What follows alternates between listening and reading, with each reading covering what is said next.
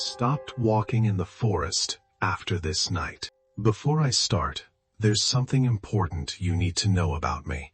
I have a permanent hearing impairment. I don't fully rely on sound the way most people do, which means I often depend on observation, instinct, and patterns. That detail matters more than you might think. This happened about a year ago, and even now, I still replay it in my head, wondering what signs I missed. The holiday season had just ended, and life was slowly returning to normal.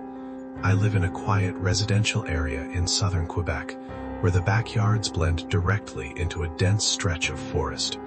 It's the kind of neighborhood where people recognize each other, and that familiarity usually feels comforting. During the winter, I often take walks through the forest with my dog, Rex. He's a high-energy mix of husky and shepherd, and long walks are the only thing that really tire him out. The forest has several marked trails, none of them difficult or dangerous. That afternoon, I had just finished a late lunch and decided to go for a walk to clear my head. As soon as we turned toward the forest entrance, Rex became unusually excited, pulling ahead and darting through the snow. It was a cold February day. Fresh snow had fallen overnight, covering the trails in a clean, untouched layer. I let Rex off the leash, and I noticed a few footprints and dog tracks, proof that some people had already passed through earlier in the day. Most residents walk in the morning because the sun sets early in winter, so I didn't expect to see anyone else. About 20 minutes in, I reached a fork in the trail. One path had no footprints at all. On impulse, I chose it. I knew the area well and wasn't worried about getting lost. The trail opened into a small clearing. I stopped to take in the view and pulled out a pair of binoculars I'd received as a Christmas gift. As I scanned the tree line, something out of place caught my attention. Near the edge of the forest, I saw a blue plastic tarp and what looked like a makeshift shelter. The sight made me uneasy. It wasn't a camping area, and the light was already fading, so I decided to head back. On the way back, Rex's behavior changed. He stayed closer than usual, sniffing the ground intensely and stopping every few steps. That's when I noticed the footprints. They were much larger than mine. I placed my boot next to one without thinking. It wasn't even close. There were no intersections on that trail. Whoever made those prints had passed by recently, possibly while I was distracted with the binoculars. I told myself it was nothing and kept walking. As the forest grew darker, Rex suddenly stopped and turned toward me, barking aggressively. Then I saw him. A man stood less than 2 meters away. He was tall, around 6'3", wearing dark snow pants and a white camouflage jacket that blended into the surroundings. He didn't move. His hands were buried in his pockets. I didn't recognize him as anyone from the neighborhood. He appeared to be speaking, but I couldn't hear him, and the low light made it impossible to read his lips. I couldn't tell if he was speaking English or French. Embarrassed and nervous, I gestured that I couldn't hear well and that it was getting late. Then I walked past him, resisting the urge to run. I made it home just before full darkness. I tried to convince myself that the encounter was strange, but harmless. I was wrong. I woke up in the middle of the night to Rex nudging my hand. When I checked the time, it was 3 a.m. I had a message from my neighbor asking if everything was okay because Rex had been barking nonstop. Rex wasn't in the bedroom. I went downstairs and found him at the back patio door, barking like I'd never seen before. As I approached, still half asleep, the motion light outside turned on, and there he was. The same man from the forest was standing in my backyard. I didn't hesitate. I backed away and called 911 immediately. I locked myself in the bedroom with Rex and grabbed a cleaver I kept under the bed. I have training in self-defense, but I also know the best fight is the one you avoid. A shadow moved under the bedroom door. Rex lunged toward it, snarling. Seconds felt like hours. The door never opened. When the police arrived, the man was gone. The glass on the patio door had been shattered, but nothing was taken. The back gate was wide open, leading straight into the forest. The police never followed up with me, and I've never walked in that forest again. When I was 15 and Sarah was 16, it was the morning of December 5th, and we decided to go to the cinema. We chose to watch a relatively new horror movie called Terrifier 3, which included some Christmas-themed scenes. We knew the film was restricted to viewers over 18, but no one seemed to care because we looked older than our actual age. We managed to get into the theater without any trouble. While we were enjoying the movie, my phone suddenly rang loudly, drawing the attention of everyone in the theater and ruining the atmosphere. Sarah and I tried to sneak out, but I stumbled awkwardly in front of everyone. After leaving, I checked my phone to see who had contacted me and found a message from my dad, not a call. The message read, "Hi, could you bring me some lunch? The small cafe in the forest is closed today." I looked at Sarah, who was as confused as I was. But the message seemed normal, so we didn't think much of it. We headed to the forest and parked the car near the road leading to the lake, where my dad asked us to wait. I tried calling him, but he didn't answer. After a while, we received another message asking us to wait at the lake, so we did. The sun was setting quickly in the cold winter, and when we reached the lake, we saw a man dressed in black sitting on the pier. We thought it was my dad. As we got closer, we realized it wasn't him. We screamed in terror as the man raised my dad's phone, smiling in a terrifying way, clearly enjoying our fear. I tried to ask why he had the phone, but he didn't respond. Suddenly, he lunged at Sarah and grabbed her arm as she screamed. Luckily, I managed to pull her away, and we ran. While running, I could hear his footsteps getting closer, but I didn't dare look back. We finally reached the car. I slammed the door and locked it as he approached the window, then disappeared from view as I backed the car away from the lake. When we got home, my parents were there. We told them everything, and my dad explained that his phone had been stolen at work, and that the man probably used it to send the messages. The police were contacted, a report was filed, and the phone was later recovered from the lake. But the story didn't end there. About 6 hours later, at 1 a.m., I received an anonymous message that read, "I like that your house is lit only by your bedroom TV." I felt a chill run down my spine and cautiously approached the window. I saw the man smiling, holding a weapon, and pointing at my room.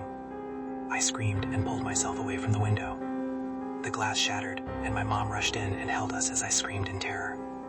My dad went to check, but the man had vanished. A few minutes later, more glass broke in the kitchen. Sarah called 911 and the police searched the house. They found a hidden air tag on the car frame, which explained how the man had tracked our location and was hiding before our escape from the forest. Months have passed, and the man has never been caught, nor has he returned. Sarah, my parents, and I are still deeply affected by this experience, and I feel responsible for my sister's safety.